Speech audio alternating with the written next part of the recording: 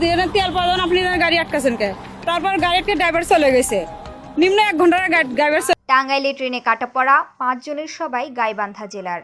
টাঙ্গাইলের কালিহাতী উপজেলার ধলা ট্যাঙ্গর এলাকায় ভয়াবহ ট্রেন দুর্ঘটনায় শিশুসহ 5 জন নিহত হয়েছেন। নিহতদের সবার বাড়ি গাইবান্ধার সাদুল্লাপুর উপজেলার ধাপেরহাট ইউনিয়নের নিজপাড়া গ্রামে।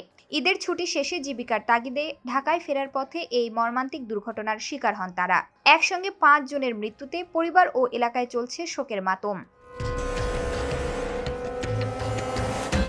নিহতদের মধ্যে রয়েছেন সুলতান মাহমুদ, নিজপাড়া গ্রামের আজিজুর রহমানের ছেলে। তিনি ধাপেরহাট ইউনিয়নের 2 নং ওয়ার্ডের যুবদলের সাধারণ সম্পাদক। তার চাচাতো বোন রিফা রেসা, আব্দুর রশিদের মেয়ে, তিনিও গার্মেন্টস কর্মী ছিলেন। অপর নিহতরা হলেন নার্গিস আক্তার, তার শিশু ছেলে নীরব ও নীরবের বড় ভাইয়ের শাশুড়ি প্রতিবেশী দোলা বেগম। নার্গিস আক্তার ওই গ্রামের হামিদুজ্জামান ওরফে হাম্বুর স্ত্রী। তারা একই পরিবারের সদস্য এবং পেশায় গার্মেন্টস শ্রমিক ছিলেন। এই হৃদয় বিদারক ঘটনায় নিজপাড়া গ্রামে নেমে এসেছে শোকের ছায়া। স্বজনদের আহাজারিতে ভারী হয়ে উঠেছে পুরো এলাকা।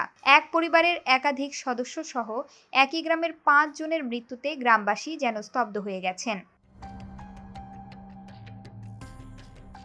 জানা গেছে, নিহতদের অধিকাংশই রাজধানীর বিভিন্ন পোশাক কারখানায় কর্মরত ছিলেন।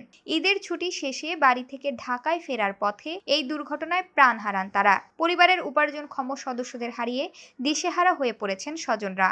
দুর্ঘটনার বর্ণনায় প্রত্যক্ষদর্শী ও পুলিশ সূত্রে জানা গেছে, যাত্রাপথে তাদের বহনকারী বাসের তেল শেষ হয়ে গেলে সন্ধ্যার পর তারা সড়কের পাশে নেমে পড়েন। পরে অসতর্কভাবে রেললাইনের উপর বসে গল্প করছিলেন।